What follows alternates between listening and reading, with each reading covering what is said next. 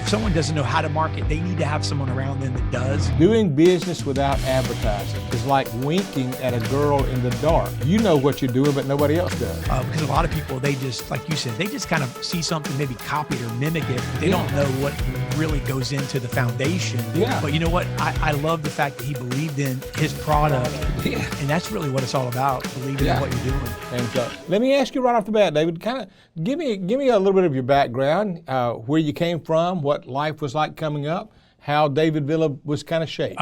Well, that's a great question. You know, I'll be honest, Bill, I actually thought for a long time traditionally that I would be a traditional preacher ministry. I come from 4 generations of ministers and was raised in church. I think just told somebody recently I teethed on a pew. And, you know, so I pursued that for a long time, but I had this business side of me, and I really had an identity crisis. I came to find out later where between the calling of God, the way I thought it needed to be, and what God was really pulling me, I felt like in providing the opportunities in business. Yeah. And I fought that for a long time, drug my family all over the place, you know, preaching and just doing what I thought I needed to do. Mm-hmm. And so I did that, and you know, but it wasn't for me. And so what the Lord really showed me, my background and early on, was that he had something different for me, and it wasn't something that I wanted. You know, I really fought that for a long time, but raised in church, you know, a ministry background, and but you know, just over the years, but you know, quickly found out that God had a different direction for my life, and now it's the greatest journey that I can imagine. Yeah, I did not know that. I didn't know you started off and began out of a ministry family. I didn't know that, and so I guess it was kind of an assumption that's the route you're going to go, and and then but you wound up in business and have done well with that. Now, give me kind of the background on that. What does your business do, and what skills did you bring to the table that set that off? Yeah, absolutely. So we're a marketing company. So got involved early on, you know, in marketing, and in the automotive industry specifically. That's kind of the area that I got started in the mid to late 90s, mm-hmm. And so doing advertising programs for dealerships. Started out regionally in Florida, and again, that was during that time early on that I still said, God, what are you doing here? Because I was preaching on the weekends and traveling and then working during the week. And, you know, it's interesting because, you know, with your leadership podcast, you appeal to a lot of business owners. Right. That's what really attracted me years ago to you. So, you know, you see this, I'm sure, a lot where, you know, that people want to find out, how do you become successful God's way? You know, it's different in the world. And so, you know, I wasn't successful in any way. And so I was, you know, pursuing what I thought I should do. At the same time, you know, my business wasn't flourishing. So although we did services for automotive dealerships, you know, we were selling dealers, helping them with marketing on a monthly basis. Right. You know, I didn't see that connection for a long time, but I tell you this, so we're a marketing company. We provide digital marketing. We provide intelligent direct mail services. We have an in-house call center. And again, primarily for auto dealers all over the U.S. and in Canada. And we work with probably 400 to 500 dealerships, and as well as manufacturers. And so God's really blessed us. And that's what we do for a living. That's how we make money. Yeah. But, you know, but I'll get it in a minute. I'll tell you a little bit. Hopefully we could talk a little bit about how I've intersected what I thought I was supposed to do with what God had. Yeah, I do. I want to hear that. So now let me ask you, are you kind of a one-stop shop for if I were a dealer and I had a car lot and I said, okay, I want to get this thing going. I've got a few salesmen and I got some service people, but I really nobody knows what I'm doing. You know, I used to have this funny saying I remembered, doing business without advertising is like winking at a girl in the dark. You know what you're doing, but nobody else does. And so it's important to know how to advertise. And suppose you've got one of these businesses, but you just haven't got around the block. You know, you're the business that comes in and takes them to the next level from there. Yeah, absolutely. And I love that. I'm gonna borrow that. Do it. You know, I marketing is, I think, especially in the auto business, but I've come to find out, we work with a lot of other industries now as well, that if someone doesn't know how to market, they need to have someone around them that does know how to advertise and market. And it's necessity, especially. And here's the crazy thing about it. Someone would even use the excuse that, man, it's so busy out there. How can I stand out? And the reality is, it is busy out there, but that's going to be the way it is, period. There's nothing we can do about that. But here's the thing. Don't mistake busyness out there for the inability to stand out, because I think the content is extremely important. Relevancy is important, and knowing your market and knowing what to do. In the auto industry, it's crazy. I've never seen an industry like it. These guys spend an unreal amount of money on marketing, probably way more than they should. And they don't know what to do. And, but yeah, 100%, where, if you left it up to nothing, no marketing, then, then location is going to be the reason. And that's a big deal. But the other half of that is, what am I doing to attract these customers? So yeah, we're the company. We do, we've expanded our portfolio, and we do a lot for auto dealers. Yeah, I could see that, David. I could see actually a lot of people that I know of think that just throwing money at a couple of ads is marketing, and they just think, okay, we've got to do some marketing. And so they may not even have a budget, but if they do, it's just take some money and throw it at the nearest thing we see and hope that sticks. And they don't really know what you've got is strategy. What you've got is proven research as to where you put your best bang for the buck. And so there's a big benefit I see for you, for a lot of people that want to be entrepreneurs that go off into business, because where I'm at, there are car lots everywhere, but there are only a few of them that are doing it real well, and they're the ones that really have a good strategic plan. And so you could be the guy for those, right? Oh, absolutely. We'd love to. And, and you've hit it on the head. It's a necessity. And just, if it's something that I've learned, this, you're a leadership trainer and teacher, and I've found surround myself when my weaknesses are areas that I really don't know what I'm doing, rather than think, maybe think that I'm going to get good enough at those. Surround myself with somebody who can do it. And so the same goes with marketing. Find somebody. It doesn't need you need to bring someone in house, but find a company. Because a lot of people, they just, like you said, they just kind of see something, maybe copy it or mimic it, but they don't know what really goes into the foundation of that. It doesn't work for them. So, then they're stopped doing it and they don't do anything.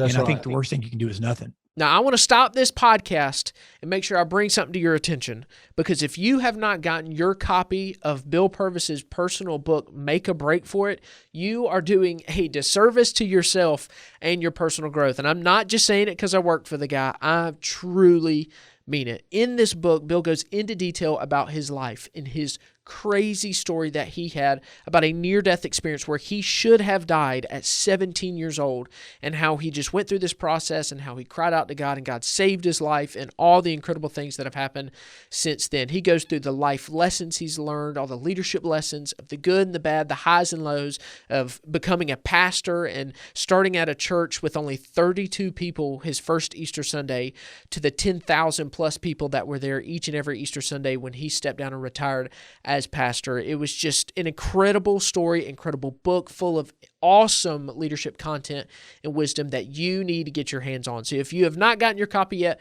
make sure you do so by going to our website, bpleadership.com. That's the Make a Break for It book on our website, bpleadership.com.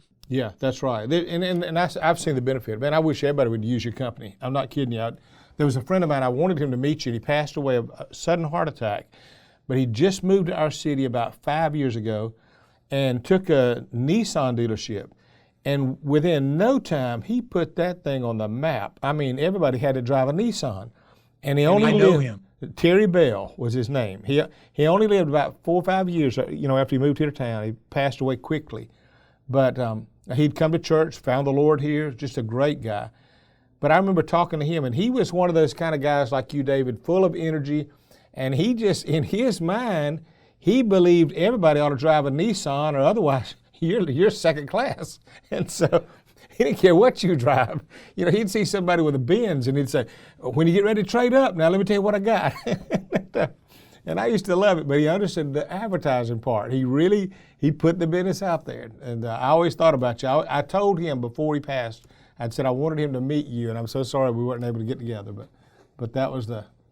I know who he was, and it's funny you said that though, because I think that one of the things, Bill, is when it comes to marketing, no matter what it is, and marketing, I think sometimes we think it's only been around with the digital world or with the mailbox or what have you or TV, but the caveman, they marketed. They just stood up on a rock, and whoever shouted the loudest and the best, was who attracted the attention. Yeah. But you know what? I love the fact that he believed in his product. Yeah. And that's really what it's all about, believing in what you're doing. Yeah, he believed in it so well, he made you feel less than unless you had what he had. So I love it. That was a great sales deal. I loved it. And so, but yeah, and that's the thing. The good is you're doing ministry still. It's people don't realize that ministry is not all done in the pulpit. It's ministry's in the marketplace. And that's where you do most of your ministry at. They trust you more. You have relationships.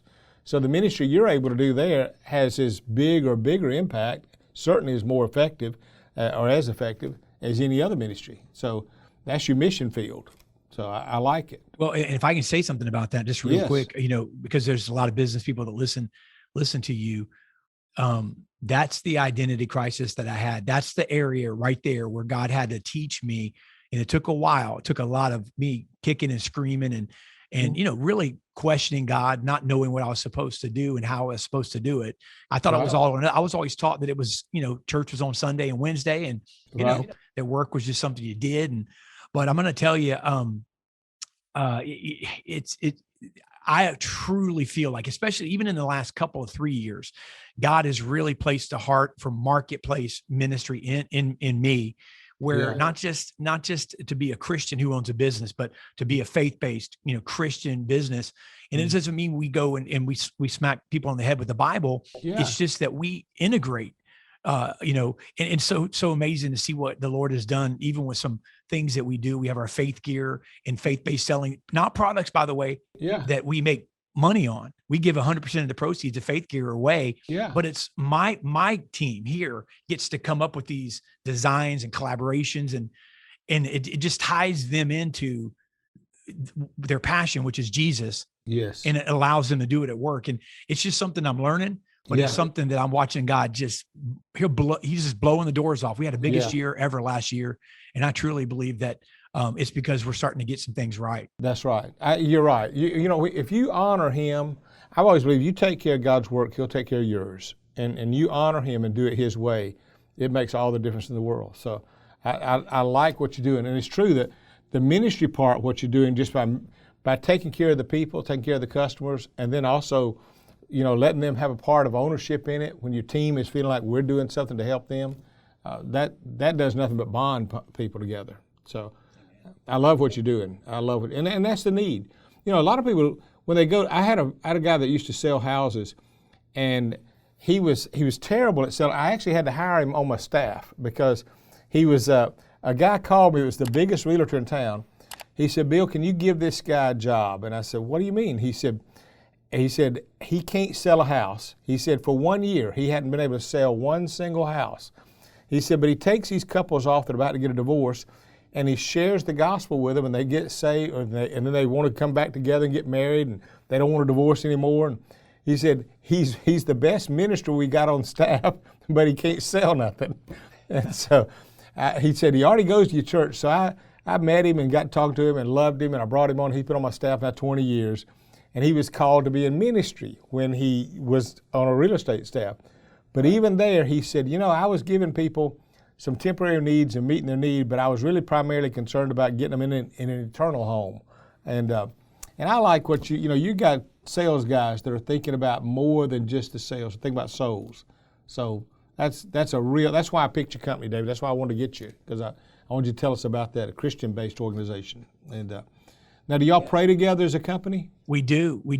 So we do a couple of things, and with our leadership, we're starting to become more deliberate about it. It's part of we just had a vision casting meeting last month and launched and talked about it deliberately, how we can move forward and collaborated with some new ideas on just what we can do to be praying about as a leadership team on how to integrate it more. But yeah, we pray every day.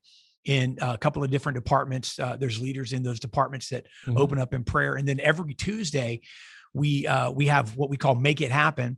We Mhm. started it over 2 years ago, and it's in our faith-based selling platform. And it was more kind of motivational at that time. And but what it's evolved into in the last year, and now we have probably a rotation of about 10 people that do it. Mhm. They're on a rotation. It's a 15 to 20 minute, company-wide meeting in the morning or right at noon when both Right. shifts come in. Everyone's there and it just gathers around in a big open area, and somebody shares the gospel with, and as it relates to their day, as it Yeah. relates to the week and where they're at. So it's a Yeah. message. And I'm gonna tell you something, those types of things have just changed the culture and the dynamic at the company. And Yeah. that's, and so I can tell you there's things that we can do as Mhm. Christian business owners and Christian leaders in business that I truly believe can impact the workplace Yeah. like never before. Yeah, I believe that. I had a friend named John McLemore, and I'll have him on here one day. And John had been the CEO of Masterbuilt, the grill company, and they blew up and went large. But one of the things John did, he kind of took everything we did in the church and put it into business. We had pastors' prayer partners. Well, he put prayer partners in his business, and everything we would do at the church, he would do at his business, and his business just took off and did great. And he even named it, Masterbuilt, like it's built by the master. But they even would do marriage retreats and getaways just for their staff. They would do all those things, praying with one another and taking care of each other. And he said, man, it was like this. He called it the second best church in town. But the dynamics, he said, you'd be amazed at how many people that work for you that are so tired and so busy, and their soul is empty. But when they come to work and they got a Christian boss and a Christian environment, he said, you're saving their lives, their marriage, their families. He said, you don't even realize the big deal that you're doing for them. And so I'm glad to hear you doing that, David. If you enjoyed that episode and you would like to hear more content from Bill, make sure you subscribe to our channel if you have not already. It's completely free. It just keeps you up to date and in the loop whenever we release more episodes of the BP Leadership Podcast. Also, don't forget that you can come see Bill live at one of our monthly BP Leadership Breakfasts. You can find out details and times on our website, bpleadership.com. Thank you for tuning in, and remember, this is where real leaders are made.